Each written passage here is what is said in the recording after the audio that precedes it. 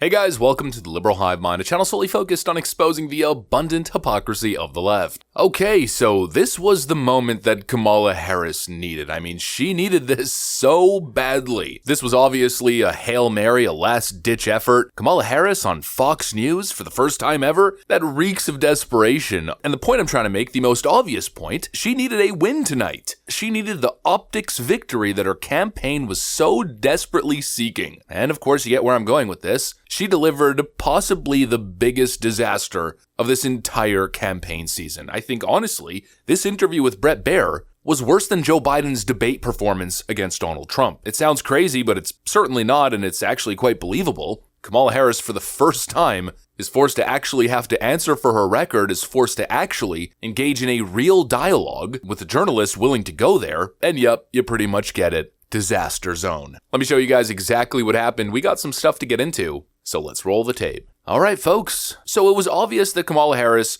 going into this interview, had two strategies. Tactic number one, literally blame everything on Donald Trump. Anytime you get asked a tough question, my orange man bad. There were a couple bad moments, but this one, this was bad. Talked about locking people up because they disagree with him. This is a democracy.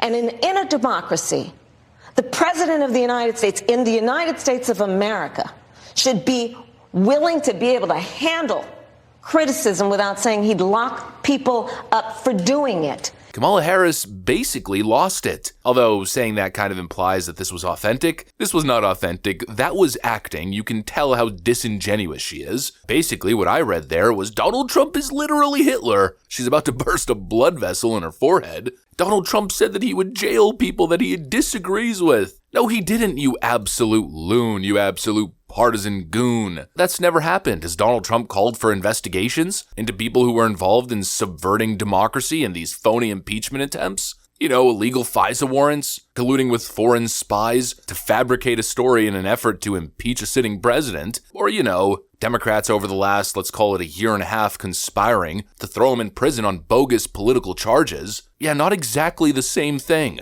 And oh, the irony, this coming from the Democrat Party, the party that's literally trying to jail their political opponents. Donald Trump and his orbit, not to mention their views on free speech. These are the people who believe certain speech should be criminal and that government agencies should be policing speech online. It's unfreaking believable, and most importantly, it's unhinged. And I think most people can see that, and honestly, I think Bret Baier actually did a good job exposing her with the perfect question. It's actually a question I ask all the time. Why, if he's as bad as you say, that half of this country is now supporting this person who could be the 47th president of the United States, why is that happening? This is an election for president of the United States. It's not supposed to be easy.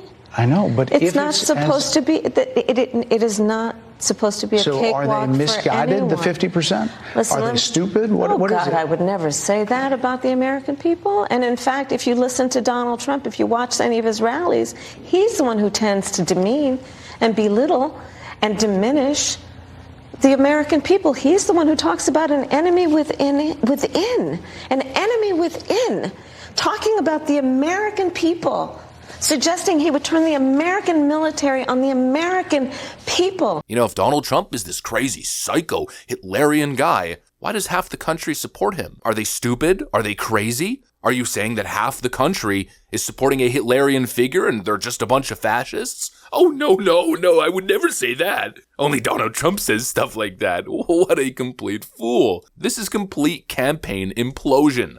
Donald Trump every 2 seconds. There was also this brilliant moment. A number of experts thought you would say China. The FBI director had said that. But you said Iran. If that's the case, what do you say to critics who look at the actions of your administration and say you're not acting like Iran is the number one threat? Well, I will tell you most recently, whether it was in April or in October, and then several hours on each occasion, that Iran posed a threat to Israel. I was there, most recently in the Situation Room, in the most recent attack, working with the heads of our military and doing what America must always do, Critics just say that you either relaxed or failed to enforce sanctions on Iran, allowing all of this money to flow into Iran, like billions. Let's go back to Donald Trump, who pulled out of a deal that would have actually put Iran in check. The estimates in billions. It was during Donald Trump's administration that Iran regime that we had an American military base that was attacked, where American soldiers suffered traumatic brain injuries, and Donald Trump dismissed them as headaches, not to mention how Donald Trump has treated and talked about America's military and military service people, calling them suckers and losers, Hamas, has diminished the significance. We're talking over each other. I apologize. I would like that we would have a conversation that is grounded in full assessment of the facts, which includes, I think this interview is supposed to be about the choices that your viewers should be presented about this election, and the contrast is important. Yes, ma'am. And on the subject of Iran, I am offering what should be an important contrast that is presented for folks to make a decision. It's obvious she has absolutely no idea what she's talking about, and then she's going on about Donald Trump pulling out of a deal that was beneficial to Iran. What is she talking about? This coming from the Democrats who released untold billions to Iran. The moment Donald Trump left office, they basically rolled out the red carpet for the Iranian regime. And the graphic completely exposed her as she was speaking. They kept popping this up, showing just how much more money Iran was taking in the moment they got into power. It's not just the money that they released to the regime, but also their idiotic energy policies and the war in Ukraine that they started, which led to Iran making billions upon billions of dollars. America producing less energy, the Saudis purposely cutting their production